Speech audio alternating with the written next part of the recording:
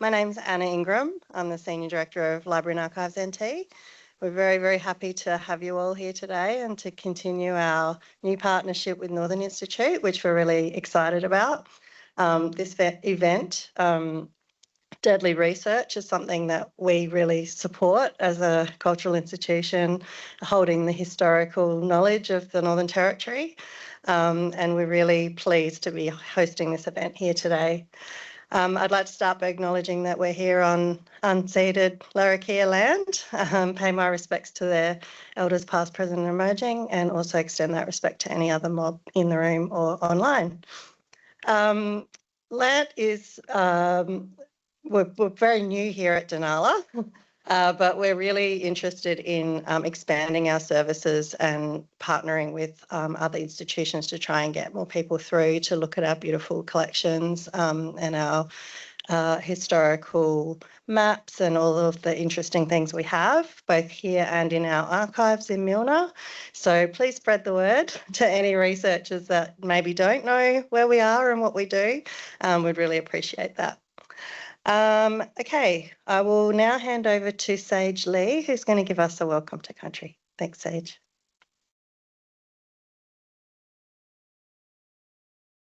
Oh, goodness. Hate seeing my picture. That's okay. Darandara minangulugwa bachiwa. Nuning baching. Nyana Sage Lee Gurumilligan Berdimba. Namali Gurumilligan Waterman and Karajari Binyidba. Good morning, everyone. It is good to see you. My name is Sage Lee, but my Larrakia name is Berdimba, which means steady, persistent rain.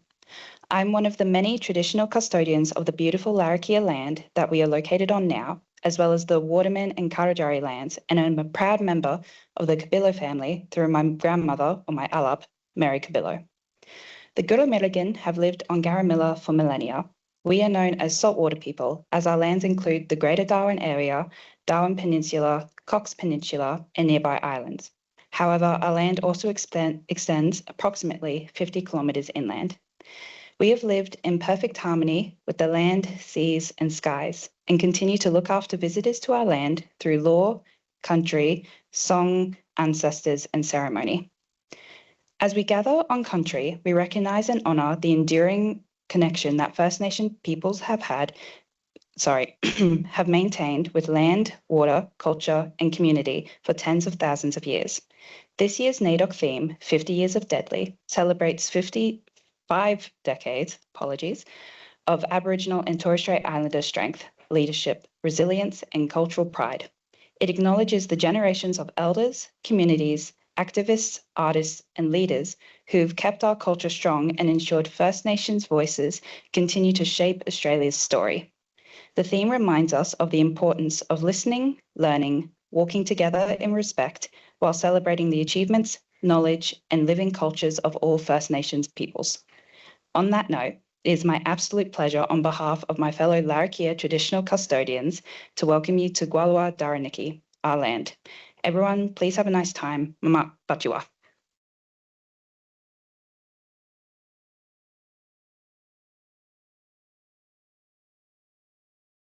Thank you so much, Sage. Unfortunately, Professor Ruth Wallace is tied up with some university business, so you've got me again. But I'm not going to talk much more. I just would love to introduce you to Associate Professor Tracy Woodruff, who's a senior researcher with the Northern Institute, and she'll be today's MC. Thank you, Tracy.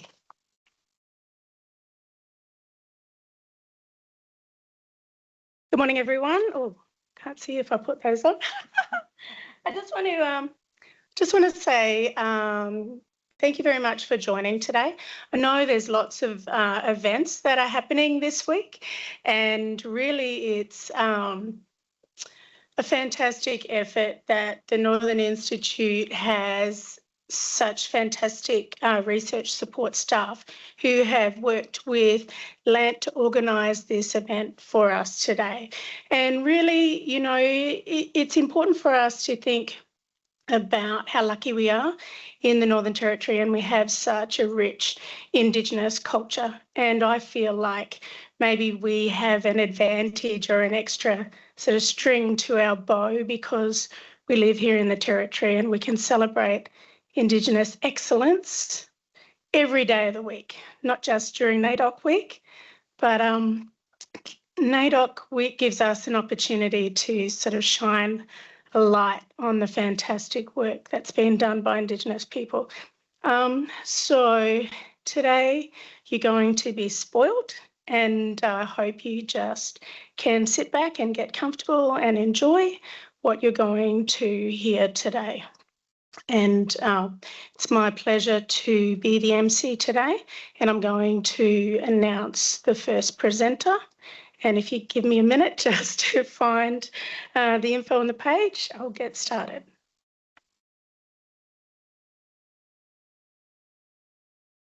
So we have a visitor. We have Christian Miller-Sabbioni, who's actually a visiting academic from the University of Western Australia. So Christian's come and he's going to be learning about the secrets of us here at CDU and how fantastic we have it here. I told him he's not allowed to tell anyone because it's for us to soak up and enjoy. But we're very happy to have Christian visit us.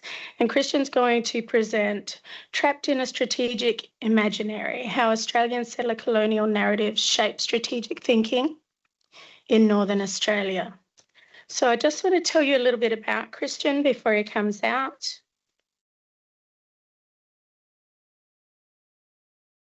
So Christian holds a Bachelor of Arts in Philosophy, Political Science and International Relations from UWA and is currently completing honours in International Relations.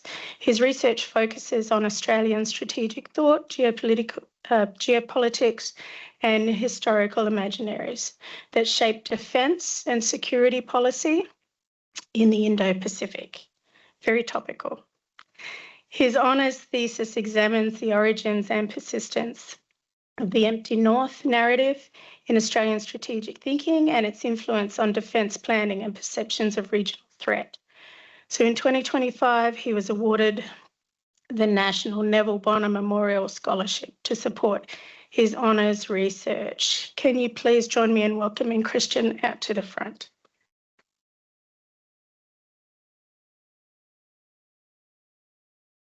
Thank you very much, Tracy. Yes, I feel very privileged to be part of the exclusive few that get to visit the wonderful Northern Institute. What a beautiful place. So this is obviously what I said in Noongar was this is Larrakia country. My name is Christian Miller-Sabbioni. I'm a Wajak Baladong Noongar man. And I'd like to also pay my respects to elders past, present and emerging on Larrakia country today, and pay my respects to the leaders or the that invited me here today to present my research. I'd like to thank Linda Ford, Professor Linda Ford for hosting me, Katrina and Kevin for making me feel so welcome, and the NT Archives staff for being so helpful during the week to conduct my honours research. I should also just quickly say I teach into the Indigenous Knowledge and Heritage major at the School of Indigenous Studies, hence the academic title. But that's separate to my research. So without further, I think that concludes formalities. We'll begin my research. Final thing, I'll also thank my supervisors, Dr. Alexander Davis and Dr. Ari Jerem, for without them, this work would not be possible. So stories give us our identity. They tell us who we are, and we are all part of a shared story. What binds us together are our stories. Narratives are transmitted generation to generation. They impart knowledge, ethical instruction, wisdom, and provide us an insight into understanding our world. Over time, parts are left over or rearranged and occasionally reinvented. Past narratives often leave behind their residue in present articulations. The more the story is told, the more residue, but also moments of transformation. Just think of Chinese whispers in a classroom setting, but over a period of 2 centuries written on notes, and what is commonly whispered is written on notes instead. This is the preface to the story that I want to discuss with you today, how settler-colonial geopolitical imaginaries affect our perception of Northern tropical Australia. So as the nation federated and Australia was born, Alfred Deakin, founding father, Attorney General, and soon to become Prime Minister, said the following during a parliamentary debate on the North. The North faces the triple problem, the tropical problem, the racial problem, and the financial problem. My research is focused on the racial and tropical problem, while the financial obviously remains on the periphery. Sir William Macmillan wrote a report with reference to the northern problems to Prime Minister Edmund Barton, and it was subsequently quoted in the parliamentary sitting debating the Immigration Restriction Bill. I go on to quote, "I would go to any extreme of prohibition to prevent a large number of these coloured people from settling the wastelands of the tropical parts of Australia." Just 5 years later, Theodore Roosevelt, President of the United States, offered his recommendations on the role that Australia could play in world politics and how Australia should position itself in international relations. This was noted by Dr. Richard Arthur, who was the founder of the Australasia Immigration League, who was famous for trying to get Southern Europeans permitted into settling the tropical spaces of Australia. And he wrote, "Either fill your," in quoting Theodore Roosevelt, "either fill your cradles or throw open your gates. 2, beware of keeping your far north empty. And 3, the nation that is opulent, aggressive, and unarmed invites disaster." So to give you an outline of what my research is trying to do, just setting the context, is engage with how settler-colonial geopolitical imaginaries shape our security postures in Northern Australia. That was also given in the preface. But more explicitly engage with and examine how these narratives, or the imaginary, has developed historically over time and influence the contemporary perceptions of how Australian foreign policy should be engaged with relation to defence and security in Northern Tropical Australia.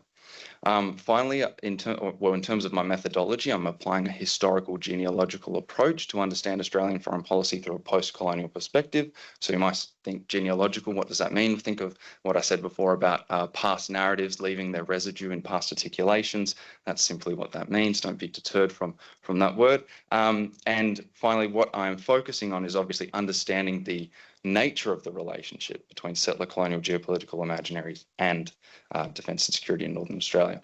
What brings me to Darwin is conducting archival research, because I'm examining historical periods where these geopolitical imaginaries, I believe, have influenced decision-making in relation to Australia's defence and security. So these periods include the nature of British colonisation across the north, the early northern settlements, right? Fort Dundas, Fort Wellington, Port Essington, what was going on strategically? What was the Secretary in London thinking in trying to colonise this area?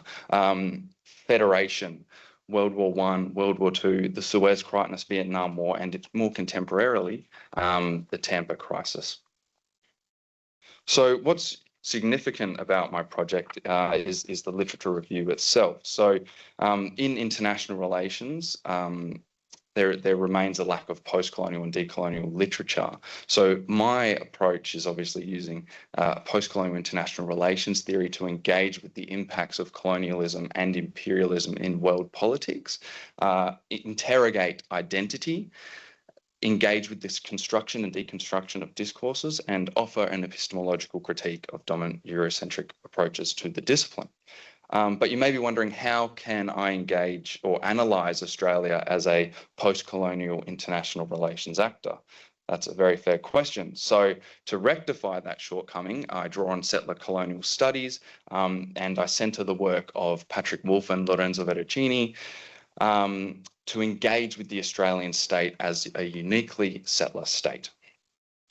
This theoretical adjustment enables me to recuperate the settler-native binary while still engaging with other forms of self-other constructions of identity. In other words, it blurs the lines between the domestic and the international, and it means I can better engage with Aboriginal and Torres Strait Islander histories, which are often left absent in international relations discourse. The second part is the historical IR turn. So this turn in the discipline occurred around the 2000s. and it has since developed into a subfield and its own approach to international relations theory, where now people are looking at the empirical histories of the construction of nation states. In Australia, there exists minimal international relations, historical international relations literature on this. However, my supervisors are some of the few who have contributed to this, so I like to think that I'm in good hands. But my approach brings together historiography in Australia, in Australian history, particularly diplomatic, medical, geographical, cultural studies historians who have examined in detail from their respective standpoints the process of settling the North and the anxieties that it produced. As I said before, I'm also conducting my own archival research, draw on the federal Hansard. What I've been here today, this week doing is examining the Northern Territory Administrators' reports, and I've drawn extensively on these historical records of Australia.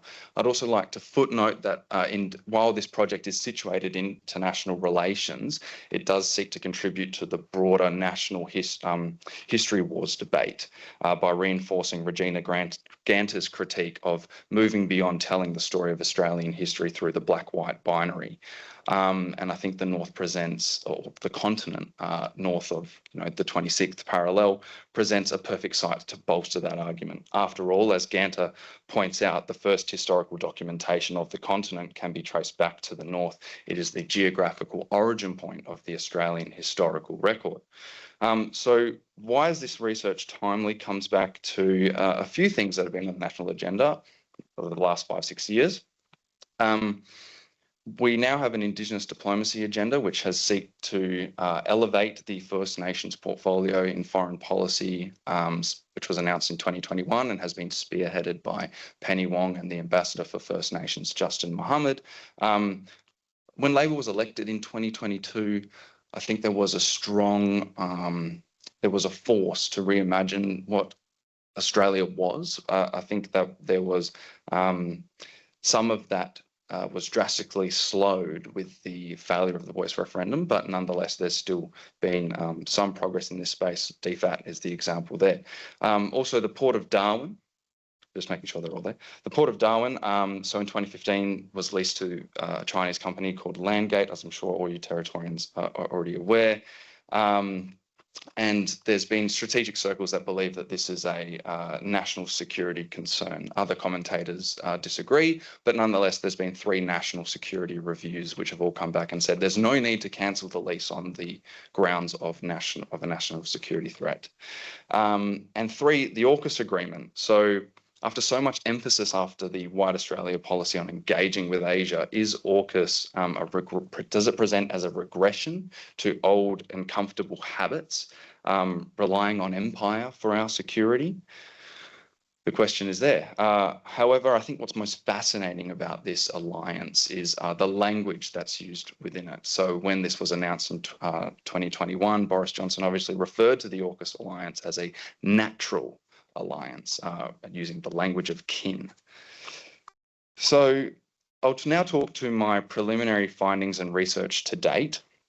So this slide breaks apart the Australian settler-colonial geopolitical imaginary into its constituent parts, the strategic narratives of contamination, invasion, and abandonment. These are the recurring stories or the genealogical continuities that have shaped Australian strategy. And I have some of the historical ideas that these narratives capture on the slide behind me. I'll go through each narrative, and after offering an example of the problem framing used, and we'll offer an example of the problem framing used to construct the settler-colonial geopolitical imaginary. What is key to understanding these narratives, however, is the relationship between power, knowledge, and space, and how they interact to construct ideas of the North past the 26th parallel, or more exclusively the territory, or even more exclusively Darwin itself, as a site of geopolitics. And also think about how this nexus produces representations of these sites as empty. It should also be noted that these narratives are often intertwined. They're not mutually exclusive. So let's begin with contamination. The strategic narrative of contamination is fundamentally concerned with preserving the Australian body politic as a racialized body politic as white, and it subscribes to a teleological narrative of Anglo-Saxon triumphalism. Where we see contamination play out is biopolitically, on the body or in the environment. Mr. V.L. Solomon, former South Australian Premier and by Federation member for South Australia, and once again debating the Immigration Restriction Bill, stated by 1873 that the Chinese invasion had already begun because the Chinese were used as cheap labour during the gold mines, during the gold rush, and then made their way up north to the territory by working on the railway lines. And he goes on to say, I do not, quote, I do not wish to see Australia overrun by these types of people. He was concerned that Port Darwin and northern Queensland would be overrun by what he deemed as people that were unfit. So we see terms like swamped, flooded, and overrun recur through the strategic narrative of contamination and apply to people who are of non-Anglo-Saxon, or to groups who are of non-Anglo-Saxon heritage, I guess. So another example then is in 1937 at the initial conference of Commonwealth and State of Aboriginal and State Aboriginal Authorities, Dr. Cecil Cook, who I'm sure you are all aware of, who served as both Chief Protector of Aborigines and Chief Medical Officer, shared his racial anxieties in relation to the assimilation becoming national Aboriginal policy. He goes on to say, and I quote, another problem which may become serious from a national viewpoint we shall have in the Northern Territory and possibly Northwestern Australia, also a large black population in which may drive out the white. An enlightened, elaborate system of protection will produce an Aboriginal population that is likely to swamp the white. So the Immigration Restriction Act debated at Federation, the Aboriginal policy of assimilation during the interwar years, they can be seen as examples of the strategic narrative of contamination and how it's used to legitimise racial governance across the north and ensure that white settlement, which was the key strategy at the time and the key concern by those in the south, could remain secure. And this comes back to blurring the divisions, obviously, between the international and the domestic. This idea of the threat is already here, or it's within, or also seeing the territory or the north itself as some sort of foreign entity that needs racial governance to be secured. Then abandonment. This operates on multiple levels. I'll start with the international. Strategically, it's the narrative of abandonment has long remained a deep-seated anxiety for Australian foreign policy and defence. It embodies the idea that Australia's great and powerful friends, the United Kingdom and the United States, will withdraw from the Indo-Pacific, or before that, our northern oceans. And we will be left isolated, vulnerable, and susceptible to exposed to attack from our northern adversaries in Asia. Billy Hughes, former Prime Minister of Australia, who was known for his bombasticness, maybe is the word, during the Treaty of Versailles, for not wanting the racial equality clause included, referred to Australia as a white drop in a coloured ocean. And in doing that, he also annoyed Japan not getting the Racial Equality Act through at the Treaty of Versailles. But anyways, that's another narrative. Now, on the domestic level, we can see abandonment operate in terms of having to physically abandon settlement in the north as well. So on this level, we see contamination and abandonment converge. In the history of early northern settlements, like I mentioned, Fort Dundas, Fort Wellington, Port Essington, we can see not only were these colonies faced with fierce resistance by traditional owners, but also this idea that the Anglo body was not fit for the tropics, that there was this sort of degradation or decay or degeneration of the Anglo-Saxon body in tropical environments. And later, by 1890 to 1930, this actually became dominant racial science, where climate determinism held that the Anglo body was actually degenerating in the north. And in 1910, the federal government decided to open the Northern Tropical Institute at Townsville to investigate scientifically whether Anglo-Saxon people could live and settle in the north. So this became, we can see the discourses of geopolitics and medicine converge here in this narrative. So what's the problem framing doing here? If we circle back to representation geographically, then the north through these discourses presents as empty because it may be unsettled, it may not be able to be developed, or it may be exposed on the international level because we're not able to anchor in our allies to defend the north, which is sparsely populated. And finally, the invasion narrative. This constructs the north as a vulnerable frontier where empty space invites external penetration. And of course, this prophecy was fulfilled with the bombing of Darwin in 1942. Whether the Japanese had an intent to actually conquer the entire continent and settle it, that is up for debate, and many historians don't believe that. They believe that there was the bombing of Darwin was a strategic purpose. And there was no invasion intent, but that's another historical debate on the side. But what the bombing of Darwin did was fundamentally, I think, reconfigure these strategic narratives. And that's coming through a lot in my reading of the Northern Territory Administrator's reports. So post-war Australia fundamentally reconfigures these narratives, and that's where I'm at with my research so far, and that's what I'm trying to investigate and understand, just how important that bombing was to shifting these perceptions in the north and the way that it was brought into the sort of grasp of the Australian national security apparatus. So in conclusion, these narratives construct an imaginary in which state intervention appears legitimate and necessary, and ultimately it is the performance of sovereignty by an anxious settler state. Finally, I'll just quickly talk to this map here, which I found in 1947 of strategic appreciation. So we can see this is now 5 years after the bombing of Darwin, but Darwin remains blank. So, you know, the whole north, 26th of the 20 past the 26th parallel remains blank. It's not coloured in pink.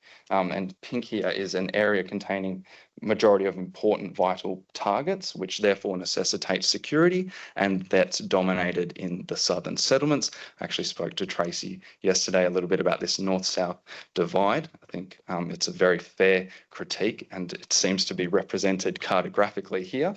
So this is a way, maps are very good at providing visual representations of this strategic imaginaries. And I think in this case, this is a good representation of that. Then we have an arc that extends 3,000 kilometres away from the Australian continent.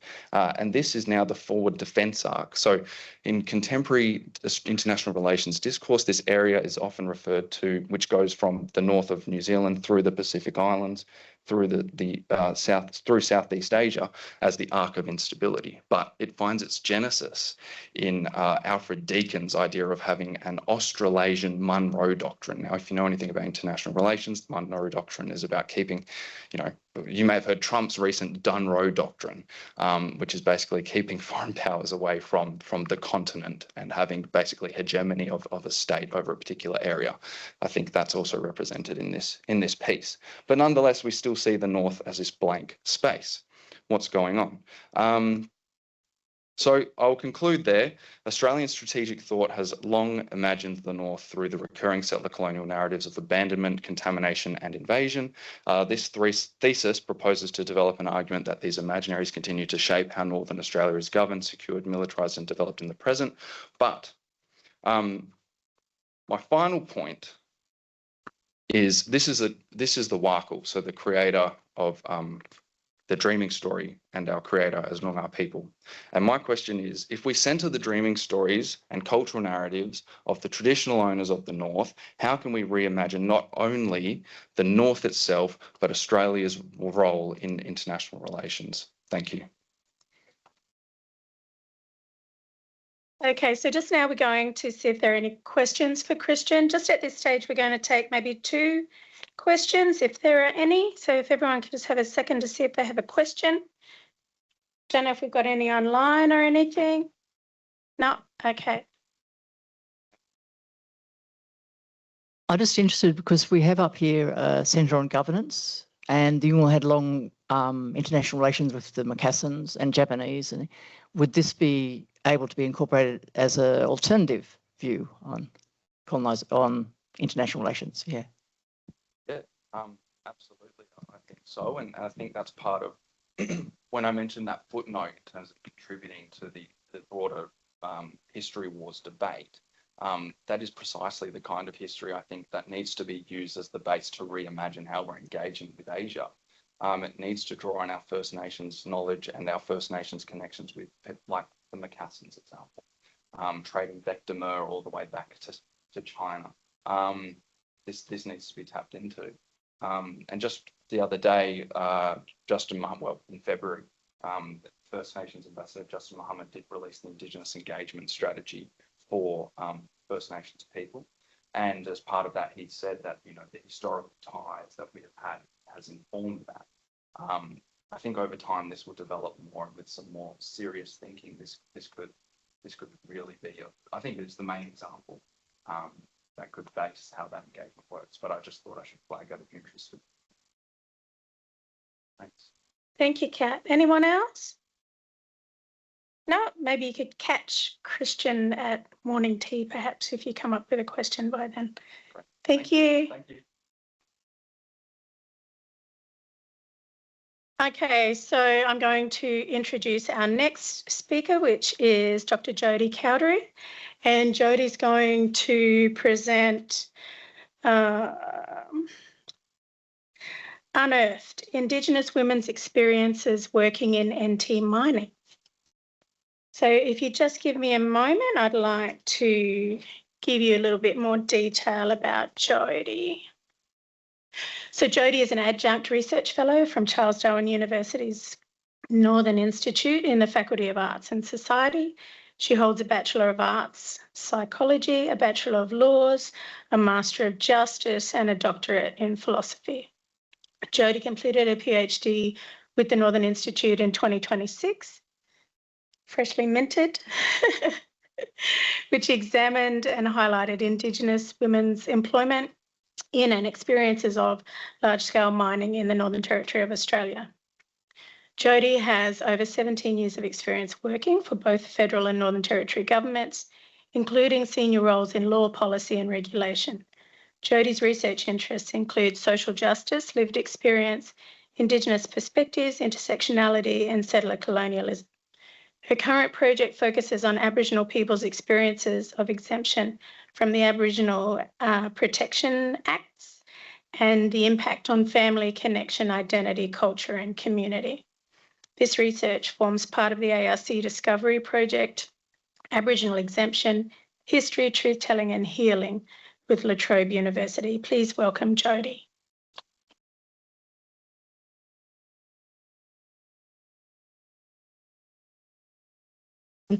Thank you, Tracy, for that lovely introduction.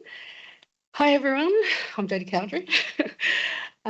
Thank you for having me here on this very special week of events. Before I begin, I'd like to talk a little bit about myself. I descend from the First Peoples of Cunnamulla, which is in southwest Queensland, and Gaduga, which is in northwest New South Wales, with the colonial border running right through country. That's my grandparents' country. I also descend from English and Irish immigrants to Australia. I was born and spent my early years in regional southeast Queensland, but I've lived most of my life here on Larrakia country. As mentioned, I'm a research fellow with La Trobe University, and I'm also an adjunct research fellow with the Northern Institute here at CDU. I completed my PhD with the Northern Institute, and as Tracy said, I'm freshly minted, being conferred in May. So my PhD focused on Indigenous women's employment in and experiences of large-scale mining in the Northern Territory, and that's what I'll be talking about today. There's so much I want to cover that come through my research with Indigenous women in mining, but 20 minutes just won't do it. I spent a lot of time trying to squeeze it in. So instead, I'll use this time just to focus on the key findings and the key learnings. However, at the end, I'll put my email up, and if anyone would like to know any specific details or specific statistics or publications that come out of that research, more than happy to get together and talk more about my research, like all good researchers. So let's begin. So why was this research needed? So my initial general research was about mining and Indigenous livelihoods, and what it showed was that there was many destructive impacts of large-scale mining by multinational mining companies that were disproportionately felt by Indigenous women from local communities near where the mining takes place. Yet employment, one of the main benefits of mining, is enjoyed predominantly by non-Indigenous men not from these communities. And whilst there have been various employment policies aimed at increasing the employment rates of both Indigenous peoples and women in the Australian mining industry, Indigenous women have and continue to be significantly underrepresented across the sector. So in the NT, where numerous large-scale mines are in operation and the Indigenous population is significantly greater than the national percentage, an even smaller portion of Indigenous women are employed by mining companies. As such, through this research, there was a unique opportunity to centre the voices and expertise of Indigenous women experience working at large-scale mines in the NT, with the aim to discover how their stories and experiences could help further our knowledge as to why, as a group, they continue to be underemployed by multinational mining companies. So what did I find out? So this research was undertaken in 4 stages. There was first a literature review of all the academic papers that had already been produced. Then there was an analysis of employment trends using census and geographical data, then an anonymous online survey, and then in-depth interviews with Indigenous women. In a nutshell, what was confirmed was Indigenous peoples and women as separate groups were confronted with many barriers to increased employment by the mining sector. Indigenous women were found to have and continue to be significantly underrepresented in the mining industry. This was especially so for Indigenous women who live near or in communities neighbouring mine sites. And very little was known about Indigenous women's nuanced and unique experiences working in mining, as well as the reasons for their underrepresentation. It wasn't well understood. So for Indigenous women with experience working at the mines in the NT who took part in my research, what was found was that they were unrepresented in the executive or higher skilled professional, managerial and technical roles. And this was emphasised by lower levels of educational qualifications compared to non-Indigenous workers. Indigenous women working in mining mainly held semi-skilled positions, such as truck driving or stereotypically women's roles, such as in human resources or admin. Participants were employed only on a full-time basis. They tended to be unmarried, without children, and were generally not providing unpaid care to someone with a disability, chronic illness or age-related issues, whilst employed at the mines. For those participants who were working in roles that directly impacted the environment, they were doing so in country that they did not have cultural obligations to or spiritual connections with, indicating that cultural responsibilities and spiritual considerations are possible factors that influence the differences in employment rates between Indigenous women who are local to the mine and those residing elsewhere. It was also found that entering the mining industry was not actually difficult for participants who lived in urban centres and had previous work experience gained from working in other various industries. Participants also reported many positives to working in mining, such as feeling valued, included and supported by their colleagues, feeling safe as an Indigenous person. Sorry, I'm short. Thank you. As well as the opportunity to change careers, to learn new skills, to work time on, time off rosters, to work with good colleagues, receive valuable mentorship, good wages and experiencing overall job satisfaction. However, it was also found that participants endured considerable negatives such as racism, lack of cultural understanding, sexism, sexual harassment, restricted career progression, being away from family, being disconnected with what was happening at home, not being able to help family in times of emotional need, and difficulties balancing the structure of mining work with caring responsibilities. These negative aspects to working in mining are exclusionary, discriminatory and marginalising, potentially making the mining industry unsafe for Indigenous women, causing harm to their health and well-being and making it problematic for them to participate in a sector due to how it operates and how it is structured. However, despite this, it was also found that participants displayed great resilience in the face of these negatives and the overall challenging work environment. For example, deliberately showing up and claiming space within the industry, speaking up and pushing back against racism and sexism within the workplace, challenging misperceptions, re-educating colleagues, taking on leadership and committee roles, and driving reform and improvement from within their place of work.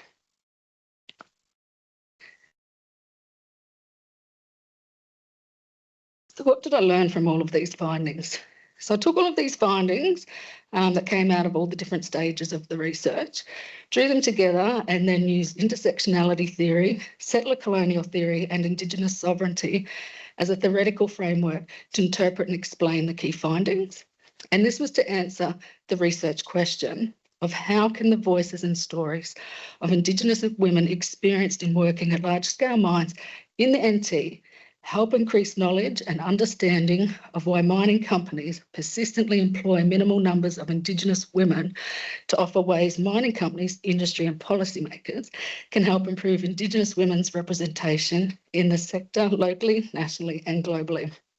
Remembering that all of the mining companies in the Northern Territory are multinational. They exist all over the world. So intersectionality theory was beneficial in exposing the nexus between the multiple oppressions borne by Indigenous women working in the mining industry due to simply belonging to minority groups. By making these interwoven oppressions visible, they can be seen so that then they can be addressed. And as such, we become more aware of the combined and heightened experiences of racism and sexism and the other negative practices that Indigenous women in the NT's mining industry who took part in this research encountered. This research also looked back at the existing and emerging research about Indigenous women's experiences working in mining interstate and overseas, which there wasn't a lot of, but they used intersectionality theory as their main theory to interpret their findings. And what I found was that despite the benefits of intersectionality and its ability to illuminate the nuanced experiences of Indigenous women working in the sector, little change has eventuated since that research, and low employment rates have continued. So therefore, intersectionality as a theory on its own felt restricted in addressing the research problem, and I felt it was unable to explain how these systems of oppression came to be and why they continue to exist in the Australian mining industry. So that was where settler-colonial theory came in, and it was used to bridge this theoretical gap and examine the deeper structural and sociological factors that may have been contributing to these negative experiences and the ongoing barriers to increased employment for Indigenous women in mining.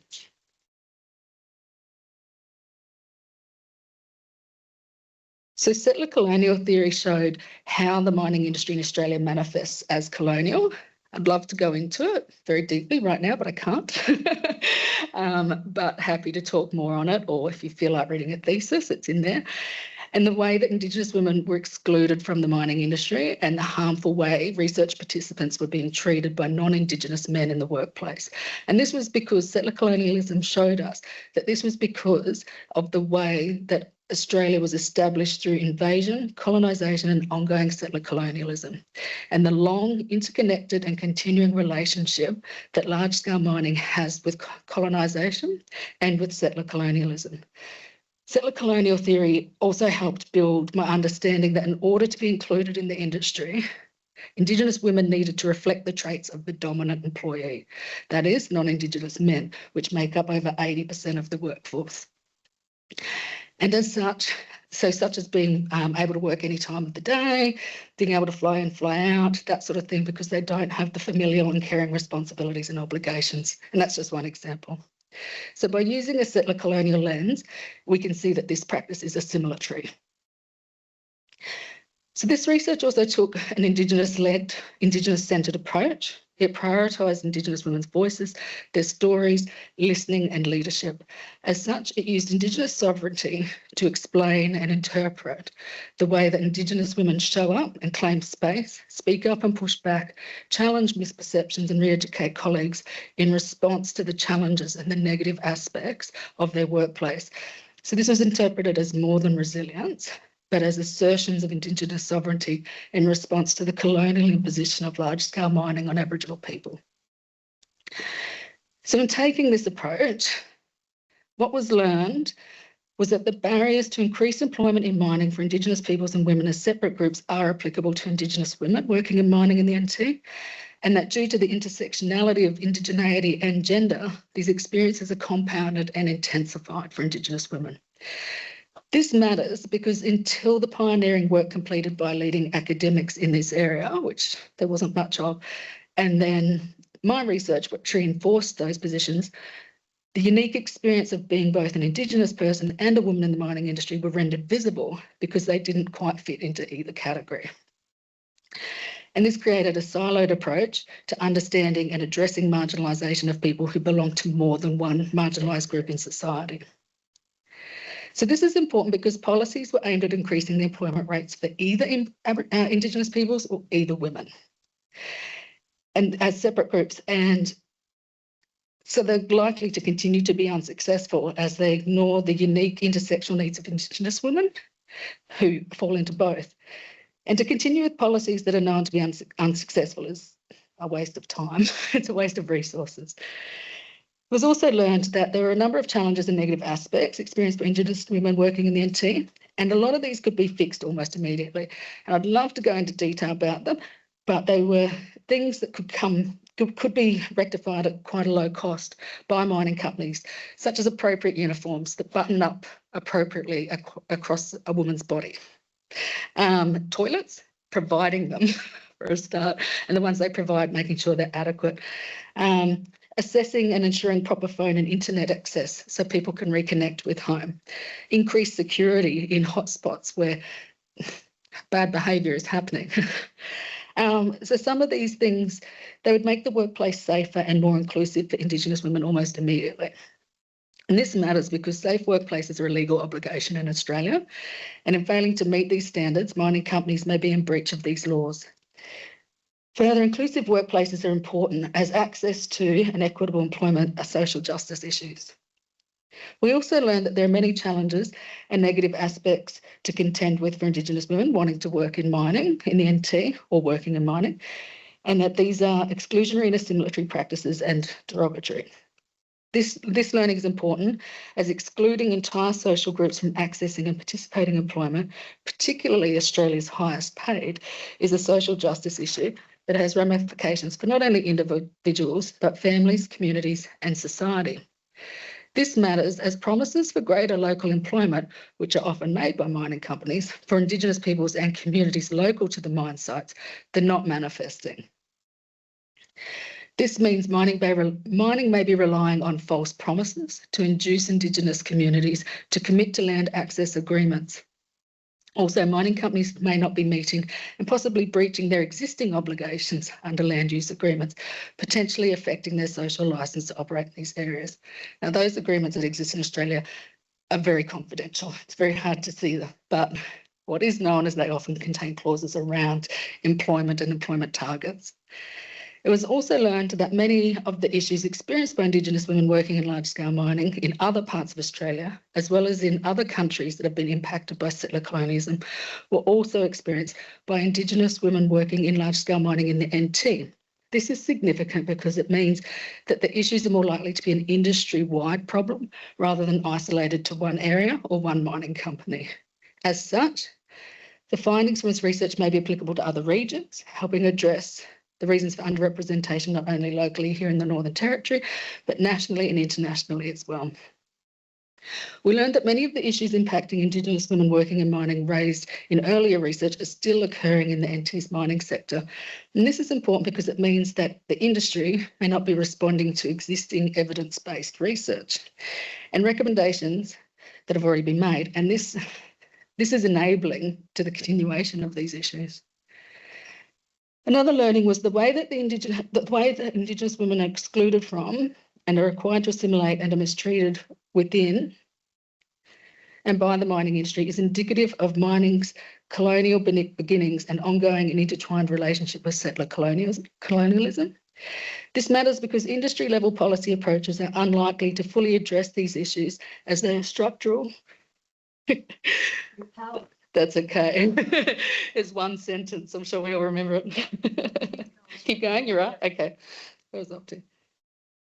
This matters because industry-level policy approaches are unlikely to fully address these issues, as they are structural and sociological in nature and require a much broader decolonising approach aimed at deconstructing the settler-colonial denial embedded in settler-colonial Australia's consciousness if the situation is to change. This is significant because until this happens, due to the ongoing colonial nature of large-scale mining, Indigenous women will remain at the bottom of the workplace hierarchy and will be treated in a way that reflects the embedded colonialism in mining through colonial attitudes and behaviours directed towards them. This matters as mining companies, industry and policymakers can take this opportunity to listen to the voices and stories of Indigenous women experienced at working in large-scale mining that took part in this research to reposition their approach to dealing with exclusion, expectations of assimilation and the racist and sexist treatment of Indigenous women in the industry to target the root cause, settler colonialism, to adequately address the cause rather than symptoms and bring about genuine change as opposed to band-aid solutions. What was also learned was that Indigenous women are doing the heavy lifting in trying to decolonise the large-scale mining industry through the way that they're showing up and claiming space, the way they're pushing back and speaking up about racism and sexism in the workplace, the way they're challenging misperceptions and re-educating their colleagues and leaders, and the way that they're trying to drive reform within the mining industry. This matters because it reinforces that the approach that mining companies, industry and policymakers are taking is not working. And it also offers examples to those in position of power of what works and what needs to be done.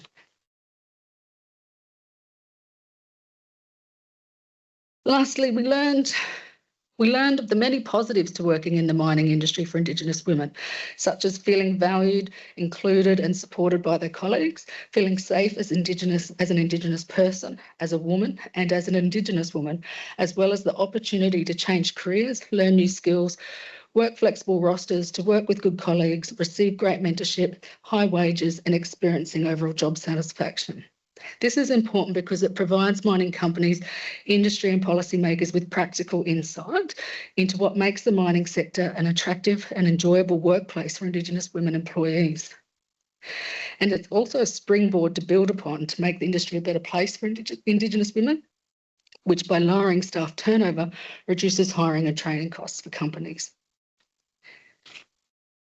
In closing, by taking an Indigenous-led, Indigenous-centred approach, the voices, stories and perspective of Indigenous women have been prioritised through this research, and we're now in a much better position to understand why the mining industry has and continues to employ minimal numbers of Indigenous women. Whilst there are a number of learnings and actions identified by this research that mining companies, industry and policymakers can undertake immediately, due to the broader structural and sociological nature of mining in Australia and its ongoing relationship with colonial.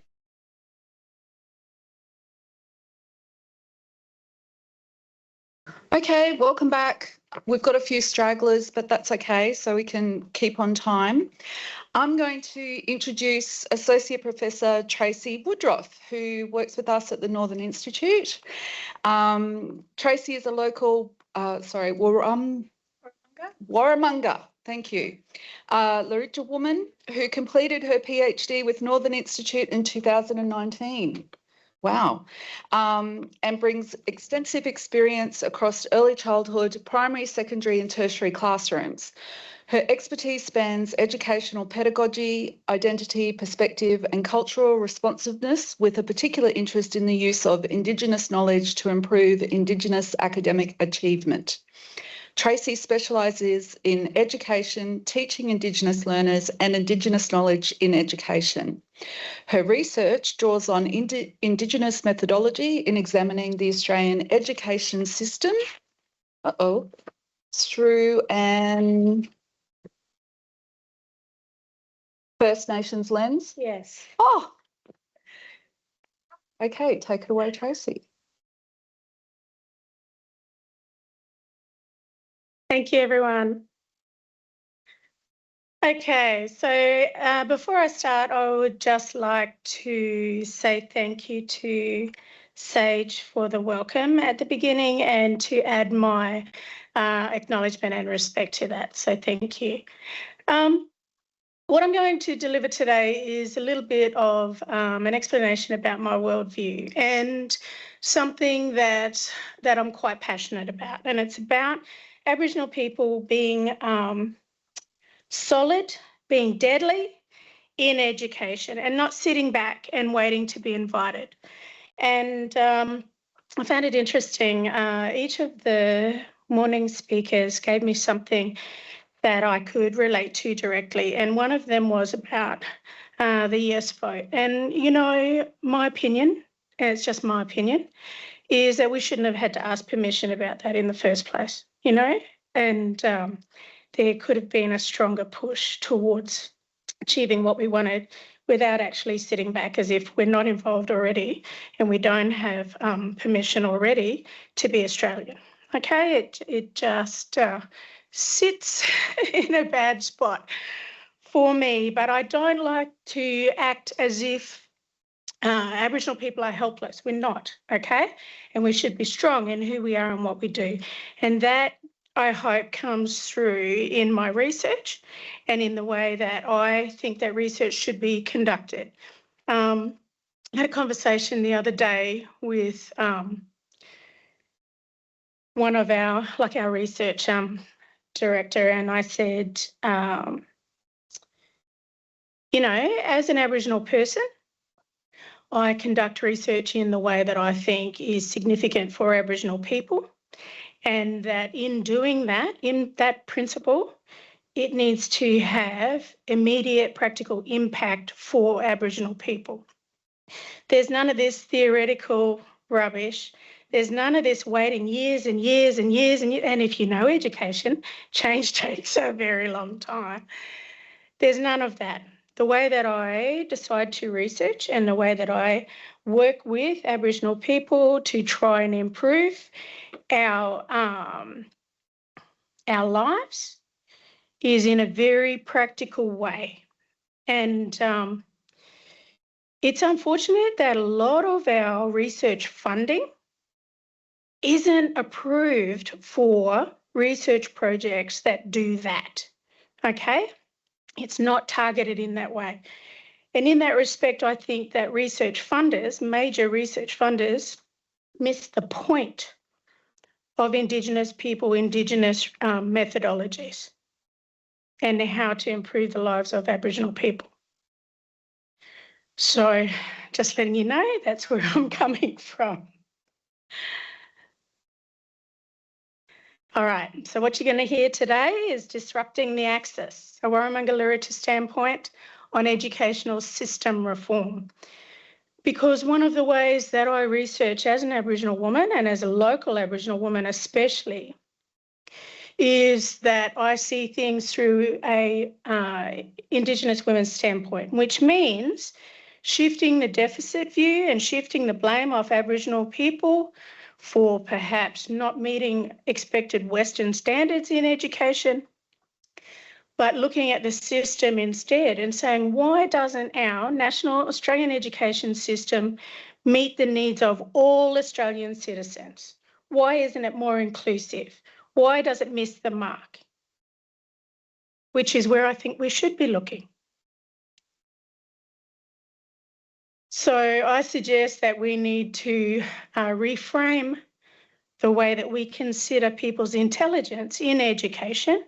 We should look at the ways that people can interact and engage successfully in a more inclusive way. So it begins with respecting other people's knowledge. And for Aboriginal people, that means country and people and story. And it means that we respect knowledge systems that are long-standing. We don't just dismiss someone else's culture, someone else's learning, someone else's understanding of the world because it doesn't fit with a Western frame. So research has to reflect those foundations. And I see research as advocacy. And that's exactly what I use research for, to advocate for Aboriginal people and to try and benefit Aboriginal people and change things. So research is not neutral. When I research, I acknowledge who I am and my positioning within the research. And I'm sure that everyone's familiar with reading an Indigenous person's research paper or thesis or framing, and will see that person placing themselves within the research. So research shapes systems and decisions and funding. And Indigenous research must be advocacy. It has to be. But the hard thing is getting past the gatekeepers and the people who are putting up barriers for Aboriginal people to research in the way that they think would benefit ourselves, Aboriginal people. So there needs to be a system shift, okay? So from being researched to leading research and to reshaping the systems that are in place. So Western systems are positioned as that central axis. So we need to knock it off its axis, okay? Indigenous knowledge needs to disrupt and reshape the way that people think and the way that we see ourselves as Australians together, moving forward together. So it's transformation, it's not just inclusion. Because if you know anything, especially let's just say about the education system, the curriculum tries to direct us to teach in a particular way and to include a certain amount of knowledge, but it still has Indigenous people's content and context to one side as an additional extra. So I was a teacher for a very long time with the NT Department of Education, over 20 years. And I taught everything from early childhood through to secondary, and then senior teacher and leadership roles and behaviour management roles. And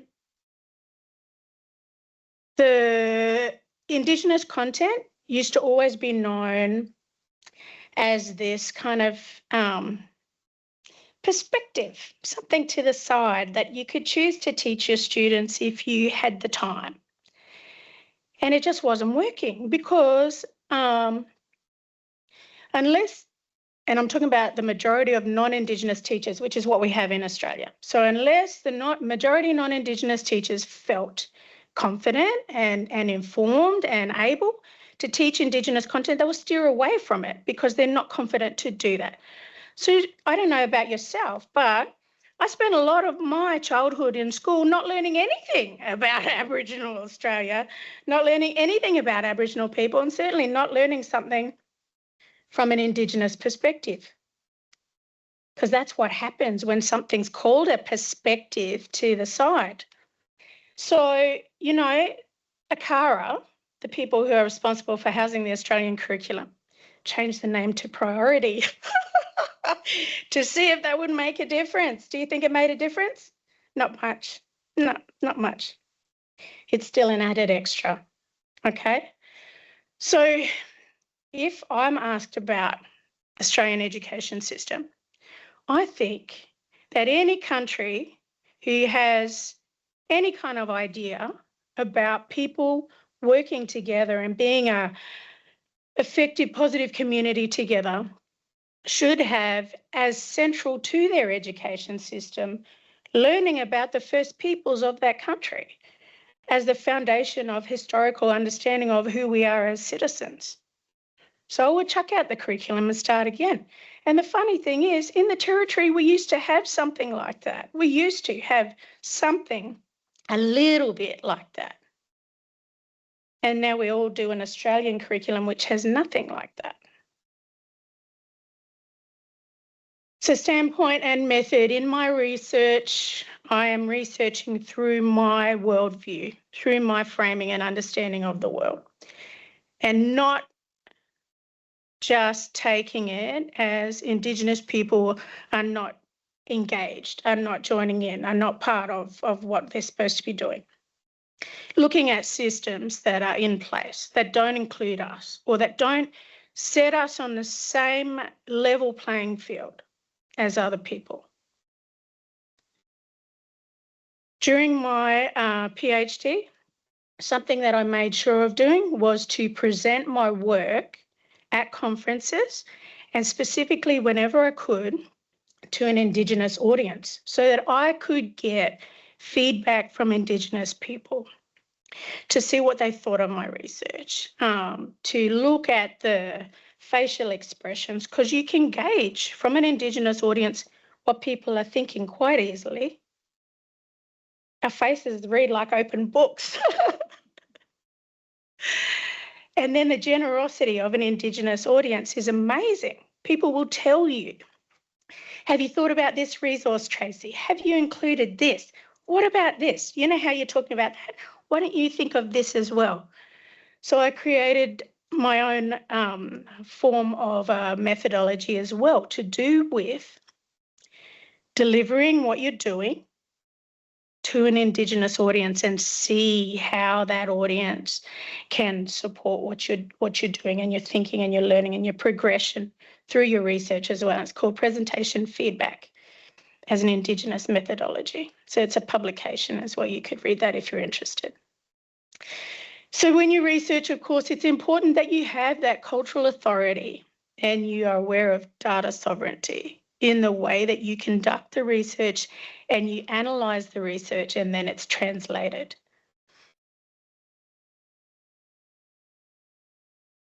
What you really want is to impact the way that people practice and policy, okay? Now, policy doesn't always cut it. You can impact policy and it'll be in a policy document on the shelf. A little bit like the Reconciliation Action Plan. It's on the shelf. We did that. There's the policy. What's important, and I would say this is important, I'm speaking for myself, but I would say there's probably a lot of Indigenous people who would not as well. We don't just want to know what someone is saying, because anyone can think about what's the correct thing to say. We're all good at that. It's what you do. So it's the action, it's the practice, it's how things are implemented that's important and that tells you something about people, okay? So how do we then impact systems? And how does that translate to national policy and impact? Impact is the word.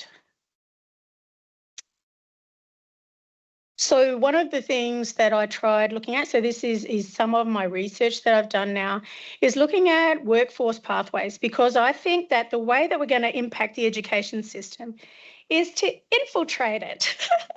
Get in there, you know, more teachers, the better. More people who are doing research, Aboriginal people doing research, the better, because that's how things are going to change, through sheer mass.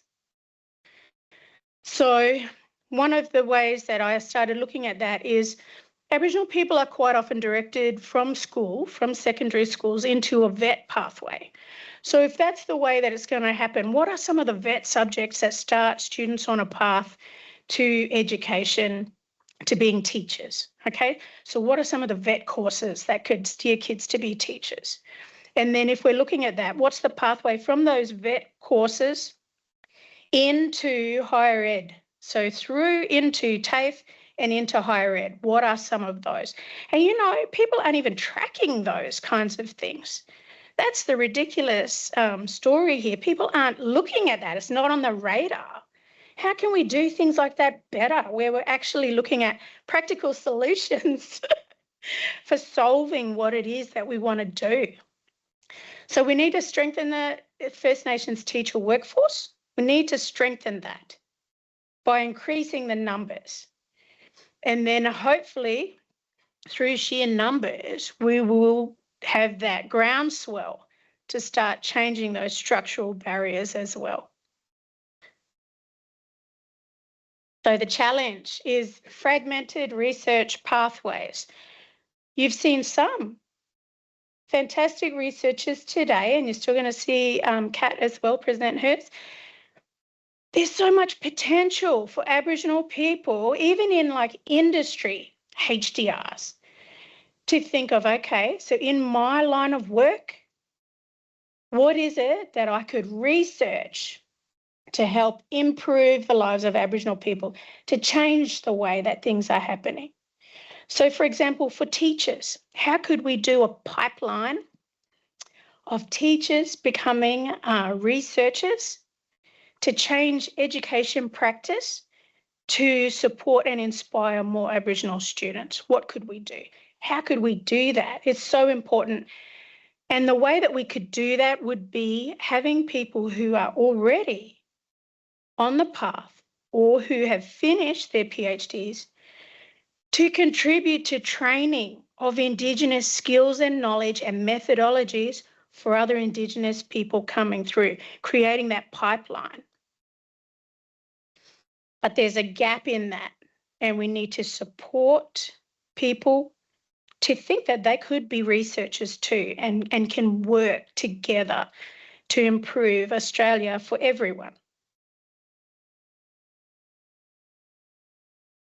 So I'm proposing that we look at an Indigenous research education program here at CDU, and I've already spoken to people who get paid a lot more money than I do about how we can do that and make it a whole of university approach and look at this pipeline from community to leadership, because that's what we need, leadership.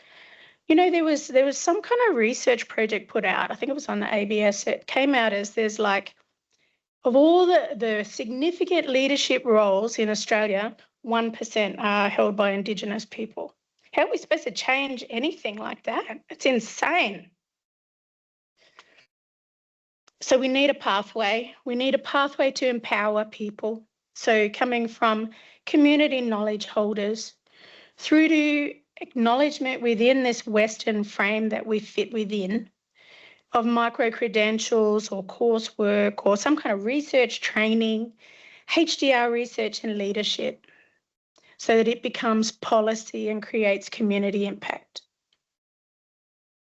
Because impact is the key. We all want to have impact through what we do.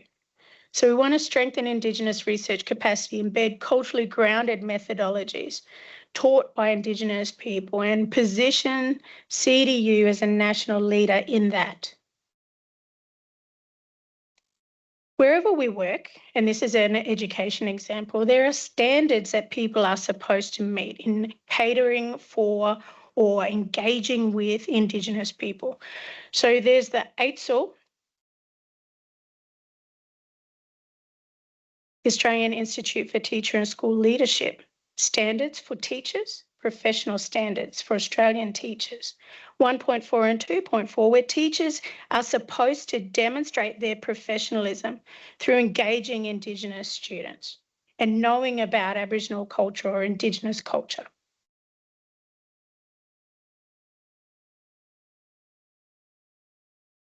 So it's not just meant to be something that's recorded on a page. It's meant to be something that people demonstrate.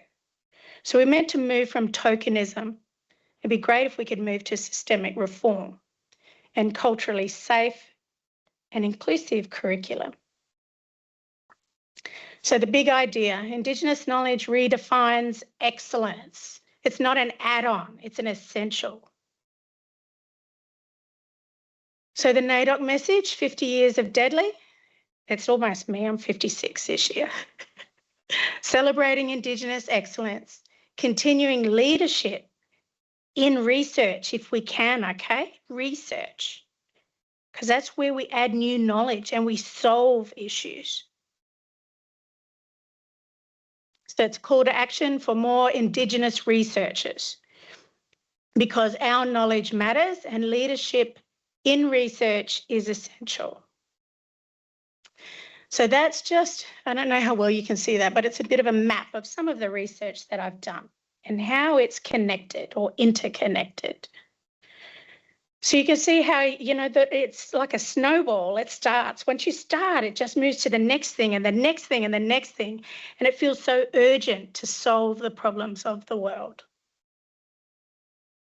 But in closing, I would like to say that as evidence today, we are transforming systems. We are working at changing things.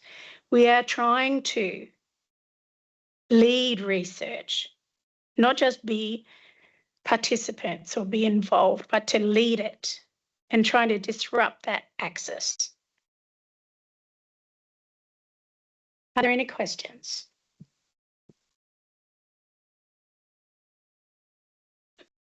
Thank you, Tracy, so much. Obviously, what you say speaks very close to, to my heart. And I just wanted to let people know Tracy's message, right through my PhD, which took me 5 and a bit years part-time, I could hear Tracy's voice from a presentation she did way back when I first began. So I want to thank you for that. Thank you. And I hope today's talk touches someone else.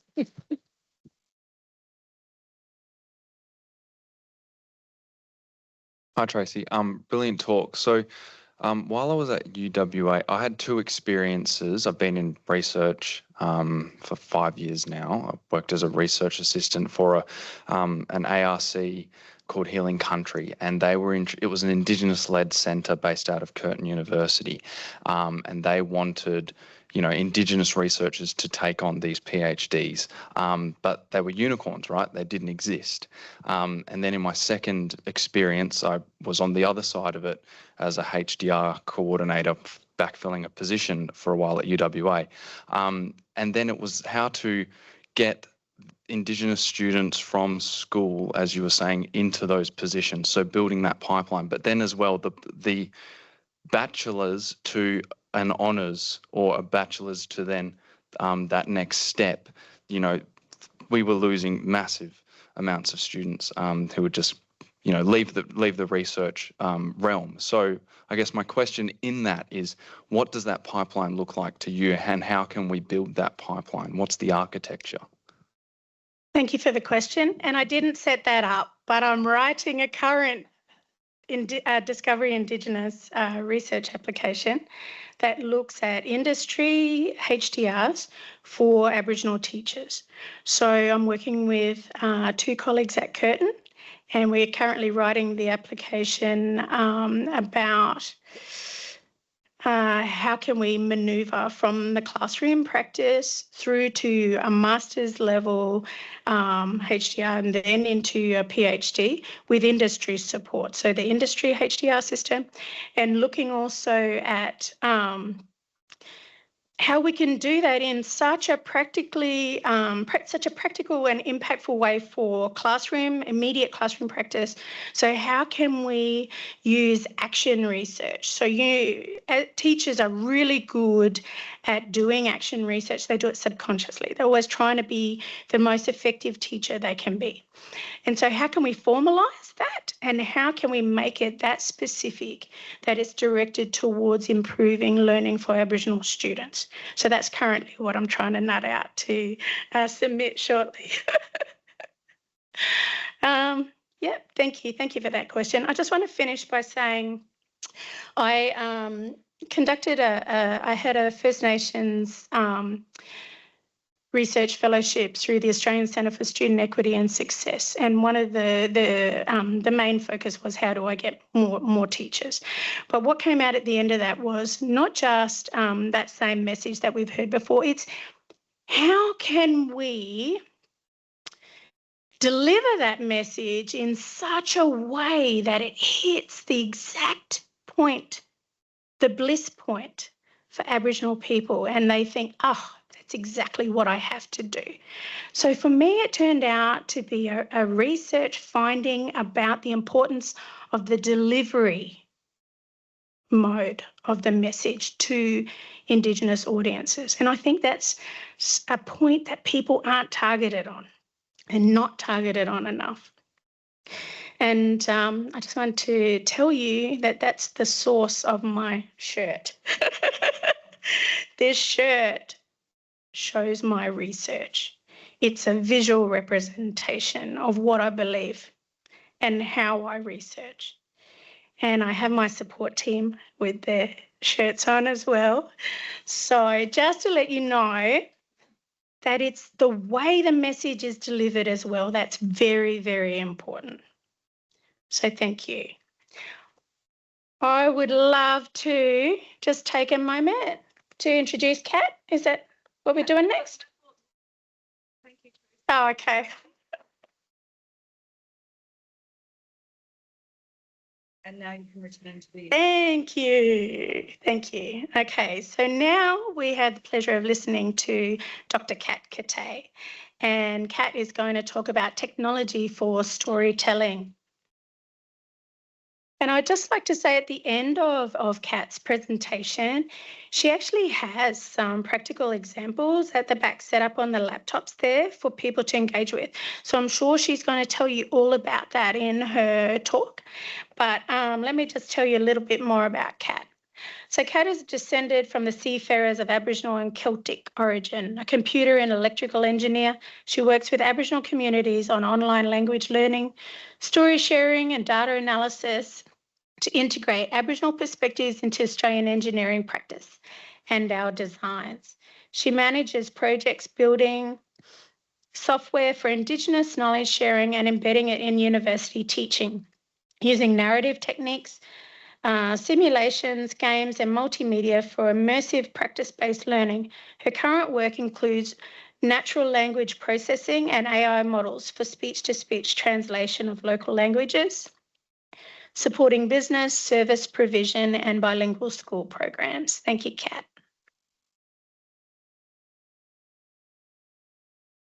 Yes, you can see that I'm into AI. That image was generated by someone else. I would have asked for the hair to be neatened to change a bit from my normal look, which is scatty. Yes, I'm Yugambeh from the mouth of the Tweed River and saltwater country too, but I'm way off country, and I'm an engineer. But I would like to acknowledge Grammaridgin country where we are today and all the 360 or more languages of Australia. We have these languages because our languages are our country. You cannot talk of your country without the words to talk about that country, the different landscapes, the different plants, the different...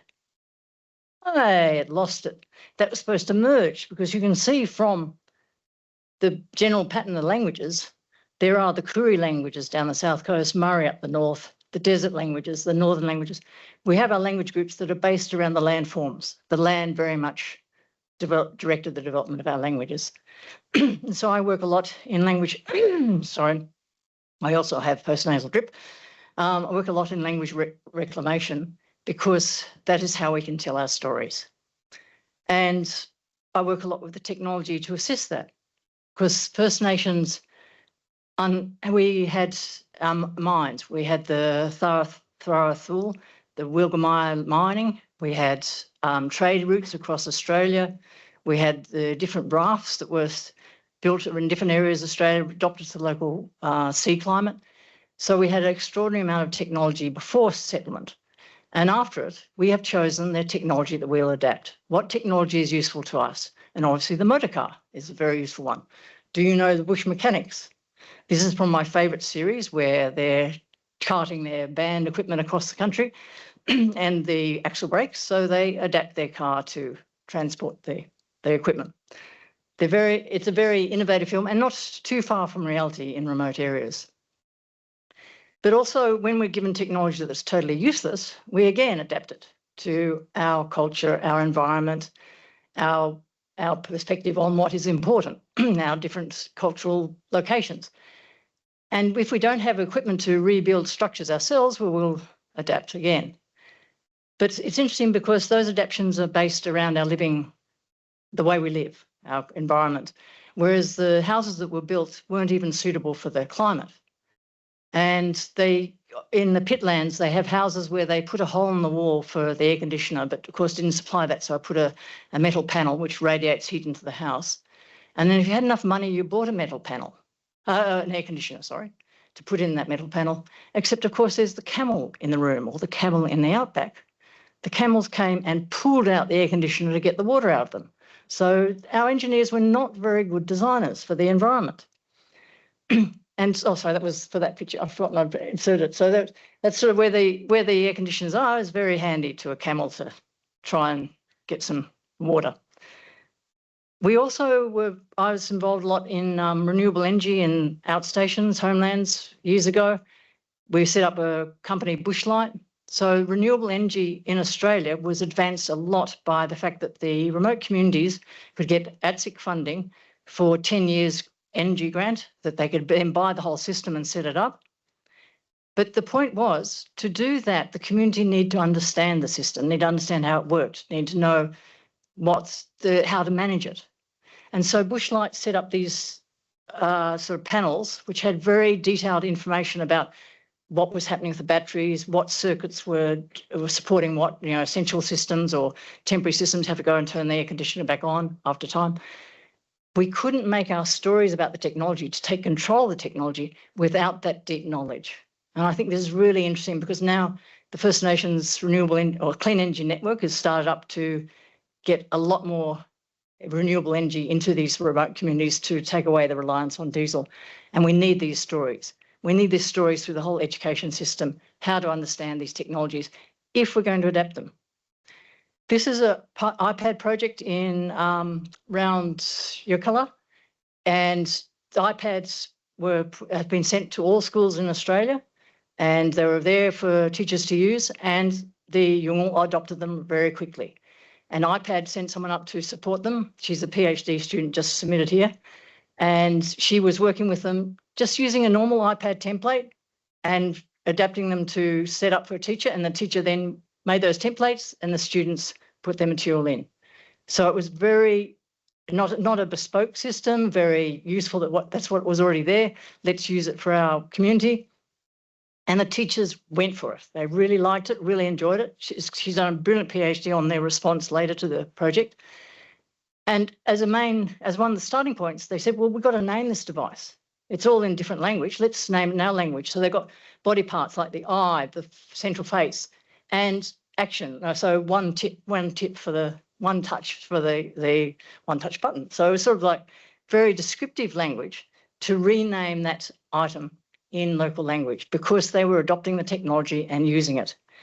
And there was a colleague came afterwards or during the PhD was saying, is this a suitable technology? Is it being forced on the Yolngu? And I just said to the student, look, the Yolngu wouldn't have adopted it and taken it up and used it if it wasn't suitable. We've got a power of choice. If we take up a technology, we want to know about it, we want to understand it, and we'll use it. And I think it's really important we support that. This was a emoji app developed partly by one of our alumni. He's now down doing a PhD at University of Canberra. We lost him, but he helped set this up because the emojis don't represent us. So we wanted to get something that was more representational. So we're taking over technology and directing it to what we want. But for my work is about the stories of who we are, how we live, how we care for country. All these things are so important to us. And they're developed in levels. So we start off, we've got these stories that are called the dreaming stories. And these are how we introduce our children to our society and how we introduce people of any age from outside into our society. So they start off with a moral tale. This is the moral values of our community. This is what we think is important. Then as you grow older, there's certain indicators in that initial story that suggest we'd expand that story at this point. At this point, this is where the kangaroo eat the berries, and that's a really important part of their diet. We must nurture the berries. So that'll be more depth that's told to the youth.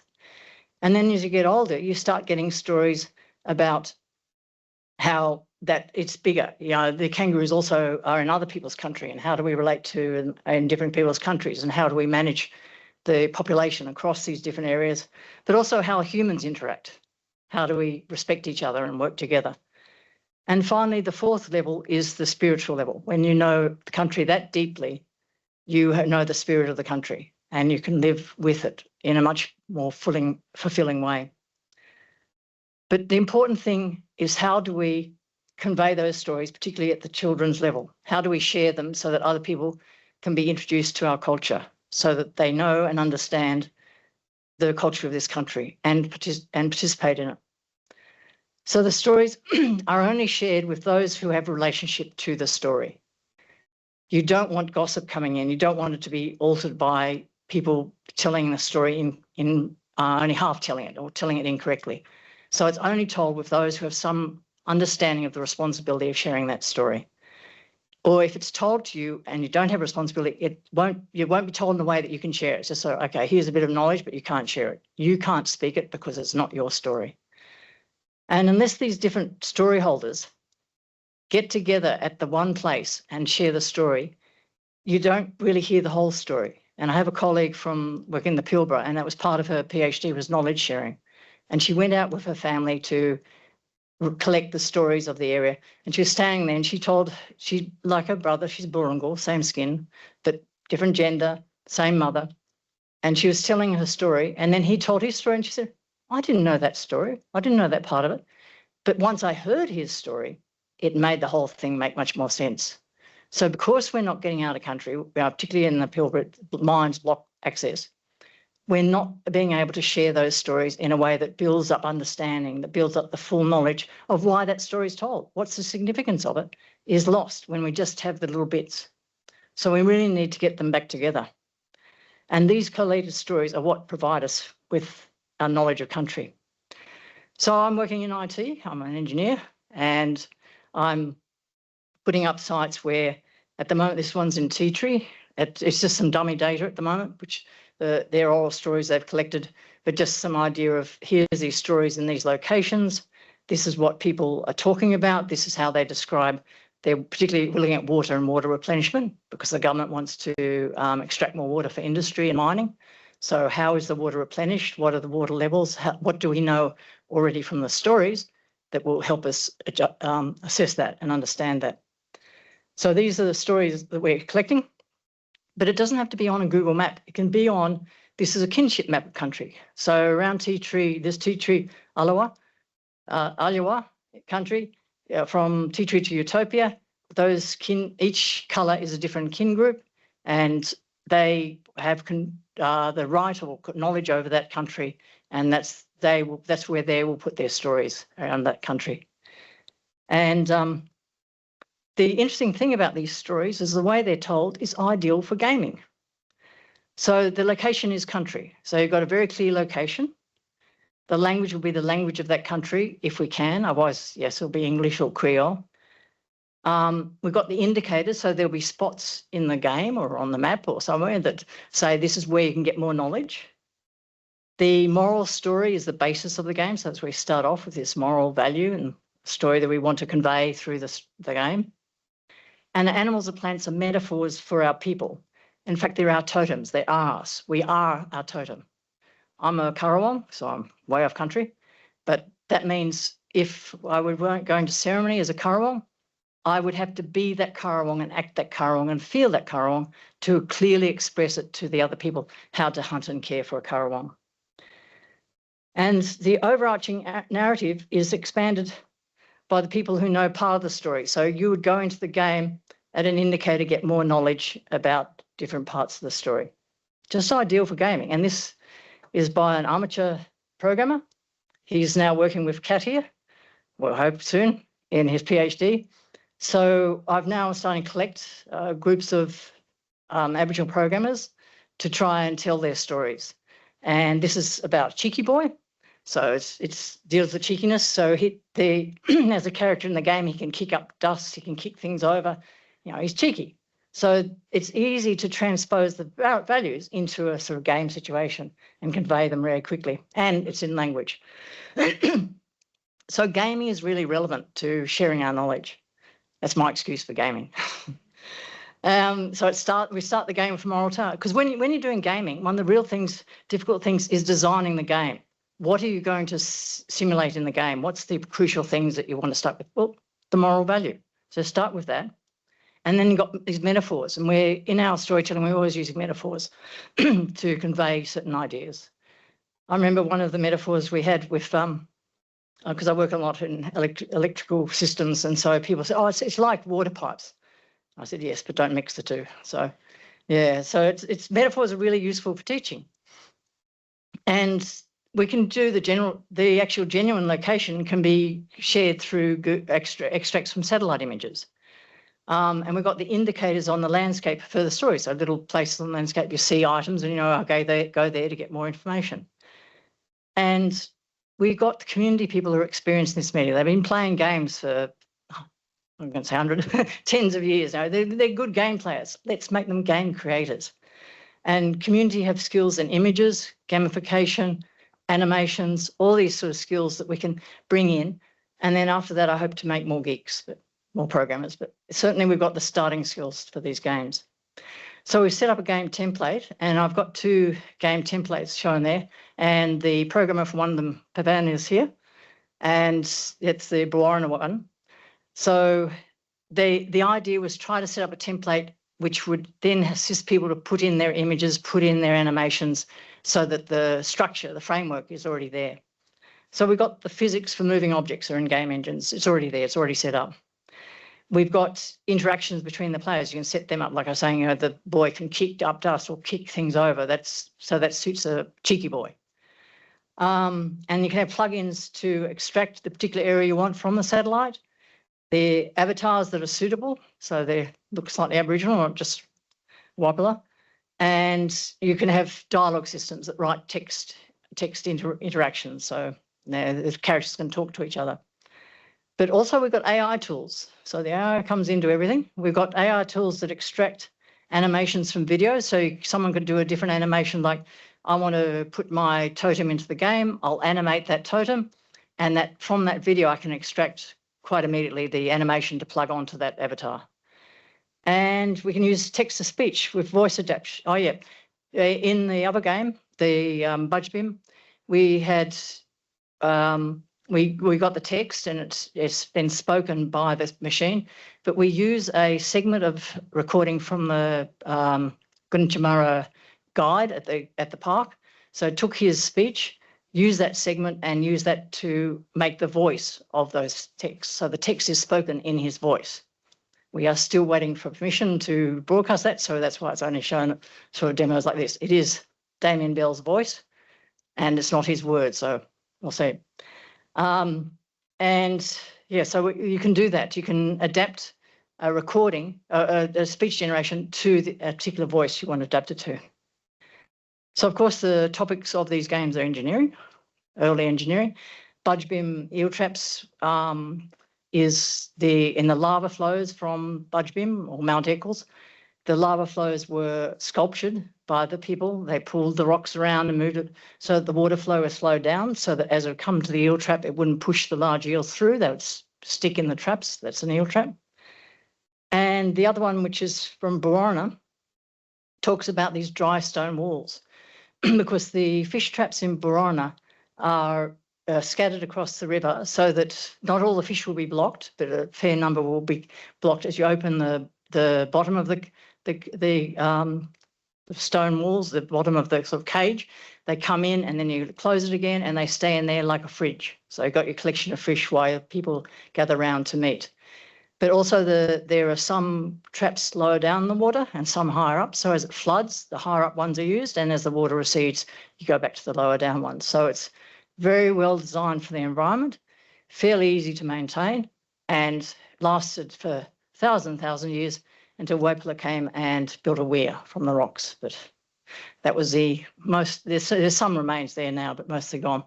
So Pavan will be showing you the Bawarna one. And yeah, Christian was going to come, but I don't know if he made it. So, so thank you for coming and listening. And I hope you might enjoy the games, and I hope you understand the importance of our stories and start learning our stories about country and people. Thank you.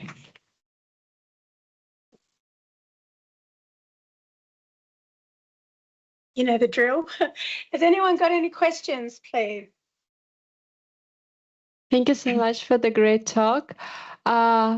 Yeah, related to the previous talk, probably the question is, how do we make sure that the community has all the skills to create the games? Because I can see that it requires lots of software engineering, etc.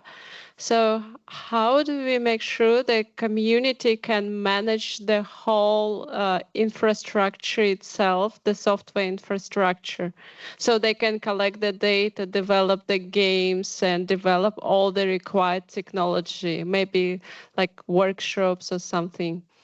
Yeah, the Bawarna game was actually developed with a school lad in Bawarna.